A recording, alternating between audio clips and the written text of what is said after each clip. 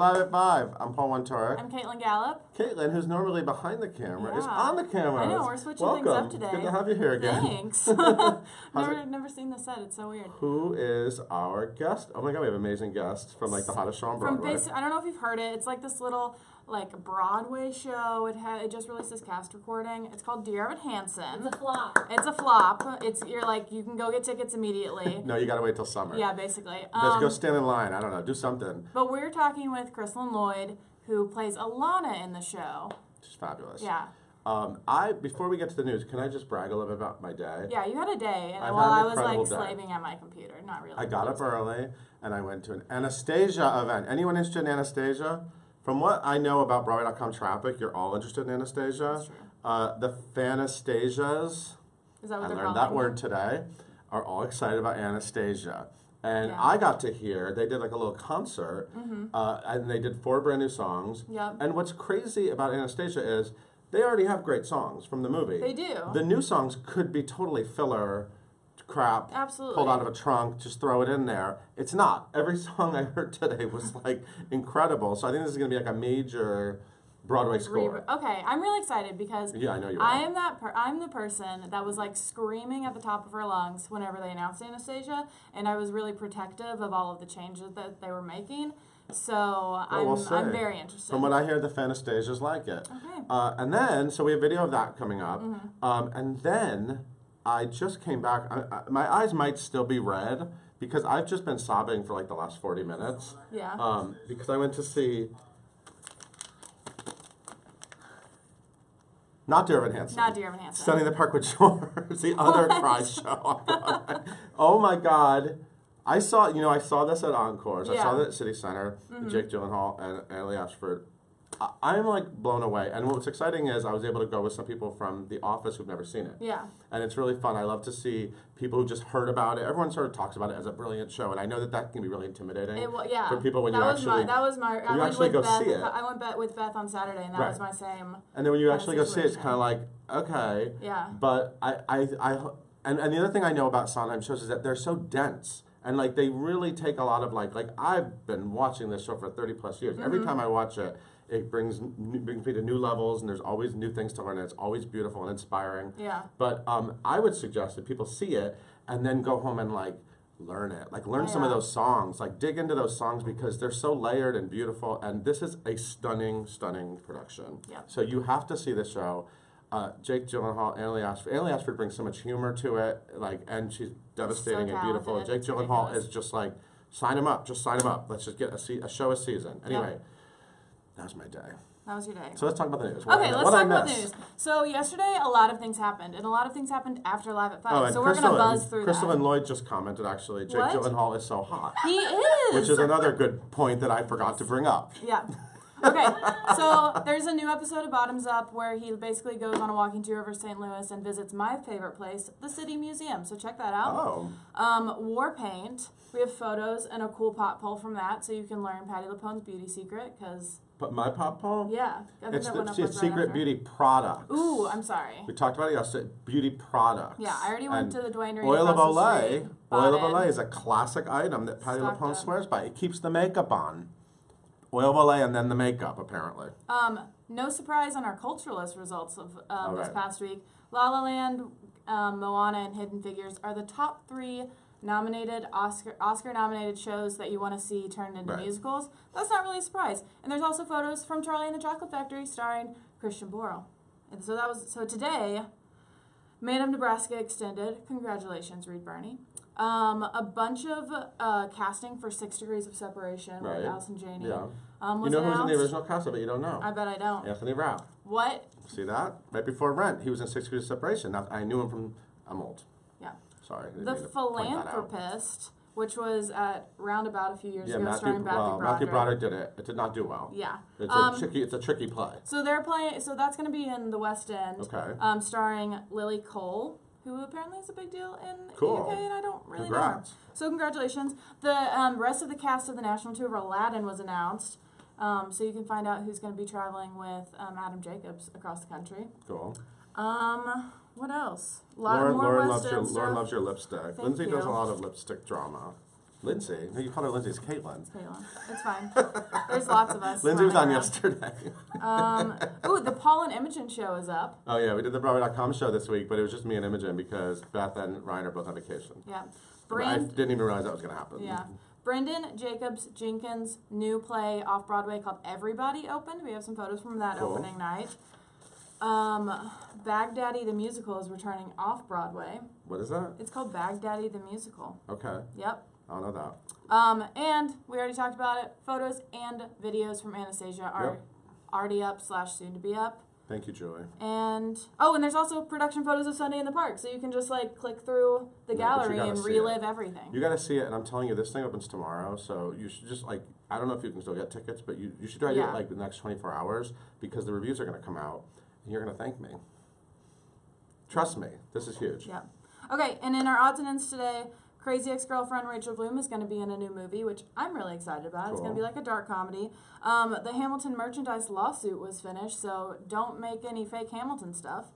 And the Pulitzer Prize in Signature Theater Resident 1 playwright, Susan Laurie Parks, has signed on to adapt Richard Wright's novel Native Son for a big screen adaptation. That's cool. Title of the show is going to have like a blowout 10th anniversary. And Sandra Oh and more are going to be tapped for the public studio plays. Okay, Susan Laurie Parks, her last play was like 4.5 hours. Yeah. So Susan Laurie, please, let's like keep it to 2.5 with popcorn. With popcorn. Okay. That's all I got for you. And I'm sure they don't want to see me because a very, very awesome person is here. Dear Evan Hansen's Kristolyn Lloyd. Welcome. I love the ripped jeans. They can't see them, but I love them. Yeah, it's my rebellious side. Are you going through that period right now? Yeah, I'm really trying to be cool and hip and just make bad mistakes. Well, you're naturally cool and hip because you're Evan Hansen, and you're not making bad mistakes because you made your Broadway debut in one of the biggest, oh my God, I just went down on that, that you made in like one of the biggest shows in years. I want to come down with you. That's good. No, stay up there. Okay. Stay up there. It's good for my posture. Things are good in your life. They're good. The shows, people like it. Yeah, like understatement of the year. And like Billboard charts and like craziness and like one of the biggest cast albums ever. Yeah, I called my parents this morning because everyone's obsessed with the show. They live in Houston. And I was like, hey, Mom, Dad, did you listen to the cast recording yet? And they're like, oh, it came out? And my dad was like, you owe me money for your Spotify account. I was like, okay, it's just humility. Keeping it real, keeping it grounded. That is keeping it real, right? Yeah, the whole world might be listening to it, but not Mom and Dad. Not Mom and Dad. They're like, we already heard it. Like, we saw you do it. Why do we need to listen to it? You're not here with us. So, Julie said you are awesome on the cast album. Thanks, so that's Julie. Good. So was it fun to record it? Yeah, I mean, we got to be in this really cool studio with, execs from Atlantic Records and Alex Lacamoire and Justin was there, Benj was there, and Michael Greif was there in the recording session also, which it's just really fun having such an involved creative team. And they're all really talented. Yeah, you know a lot of like really talented, cool people now. I do. Look at that, the hookup. Hey. So let's talk about your character. Sure. She is a handful. Yeah. She's definitely a lot. Yeah. Yeah. So I mean, did you know girls like her? She's like a, what is she? She's like an over. She's definitely an overachiever. She's a smarty pants. She's a know-it-all a little bit, right? Well, she has a. If you know everything, it's not really a know-it-all. It's just she just knows it. She just her. She just knows it. No, she's really cool. I was very scared about the role at first because I was like, this is just like not my vibe. She has no chill. Right. I did not think I was gonna get it. Okay. But I did. You did. I did, and it's fun to work with Ben.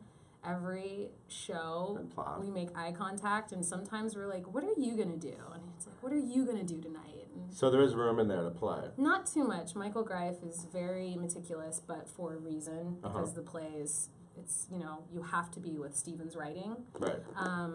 But, yes, there is room to kind of have a connection that might be different from the night before. Oh my God, there's so many questions. Courtney, your belt in Good For You is amazing. Thank you, Courtney. This is the random. I'm not even. Anna Nino said, "What's the average age for a musical girl singer on Broadway?" They're skipping that one. It's just a very amusing question. It is a funny question. I get that a lot when I go and sign autographs. Like, sometimes people will be like, how old are you? Well, it goes from, like, the little kids in Miss Saigon to, like, sure. Mary Beth Peale. Yeah. And, there's a range of people. There's, like, different generations on Broadway. Everybody's on Broadway. You can be on Broadway. Well, that's what's so cool about this Broadway season, too, right? I mean, it's so rich with musicals. You guys started really early. You were a fall show. Now there's all these spring shows starting. Yeah. But there's so much, like, so many great musicals. It's and, fun. like, Dear Evan Hansen is so cool because it's so modern. And it's, like, it's rare that you see... Actually, today I was talking to Terrence McNally at the Anastasia thing, and he said, "I would love to write something that's modern, but that's so hard." He said it's really hard to pull off a show that's set in today. And it really is. Because it's also hard when you start making direct references to like politics and stuff like that. People are kind of like, wait, what? You can't say that name on stage. Right. That's true. Yeah. Q for Kristolyn, Megan said. How do you feel about how the character has evolved since second stage? When did you first, what was your first, was that your first involvement with the show, or were you involved in readings before that? Second stage? Yeah, second stage was my first. She's definitely got, some great dimensions that Stephen and Michael have nuanced and curated within the script and within the directing, which I really liked. And I think another thing about her that was really helpful for me was the idea that she didn't have to be anything other than really me, with like if I were to really care about something. That's basically kind of what they were like, just go at it from that angle. So a lot of people are asking about Heathers. Okay, yeah. Did you have fun in Heathers? I did. What was your favorite memory? Leah wants to know. Favorite memory? I mean, there's so many, right? There are. That was a really fun cast, especially working with Ellie McLemore and Jessica Keenan-Wynn. And some of my favorite times were Jessica Keenan-Wynn and I lived in the same neighborhood, so we would take the train home together and just I love her. She's been here. She sat on that stool. I'm sitting on the same stool? She warmed it up for you. Thanks.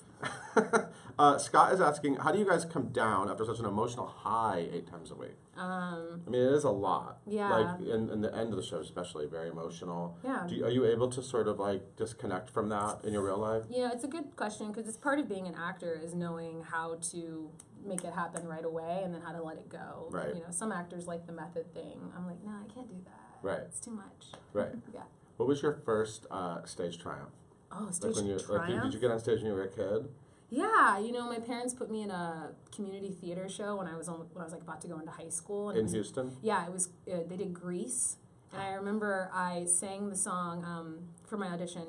Clang, clang, clang went the trolley. Ding, ding, ding went the bell. I'm doing like Judy Garland. Yeah, that's basically how I sang it. And I did not get cast as Sandy as I had anticipated. They cast me as, I believe her name was Peggy, and there was a pink lady they made up. Like a bonus?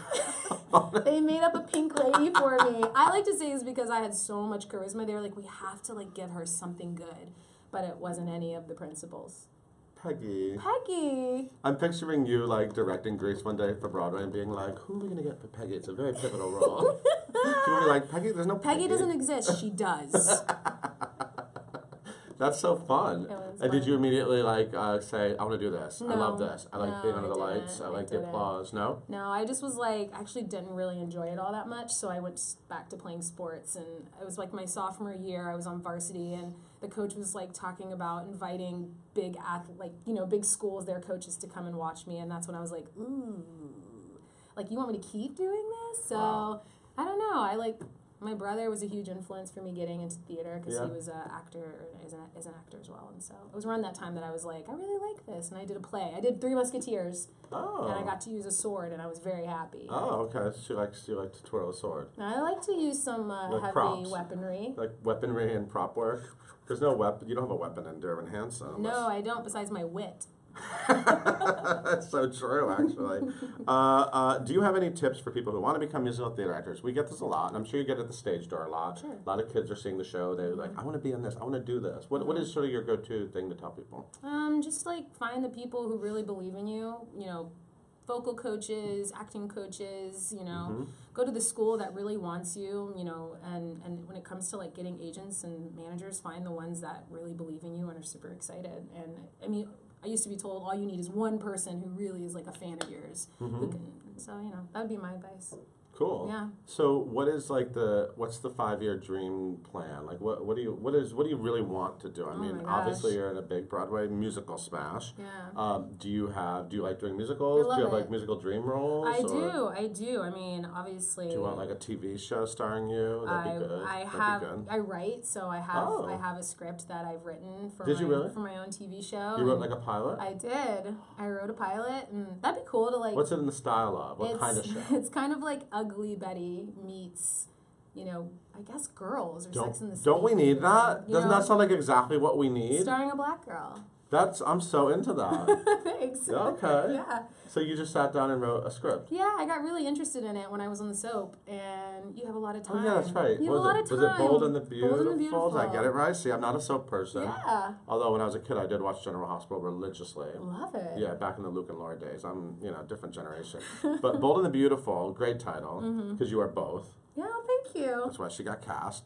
And what was that like? Did you like doing soaps? I did. I made some of my do closest friends on the soaps. I did it for 3 years. Wow. And it was really fun because, when you have like older generation family, they can't really come out to LA or to New York to see you in a play. Yeah. So it was really fun for them to get to see me on television. Yeah, it's like so easy. Every day. So easy to follow your career. It's not like having to go download that album. No. That's hard for mom and dad, but we're turning on the TV. So easy.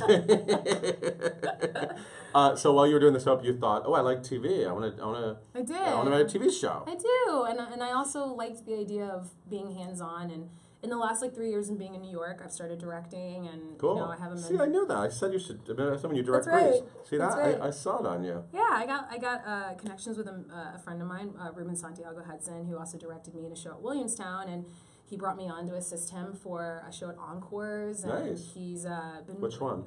Cabin in the Sky. Oh, nice. Yeah. Yeah. So LaChance. Yes, with LaChance. We love her. Love LaChance. She's at Highline Ballroom on Monday. Go see her. her. By the way, I was just reminded of that today. Yeah.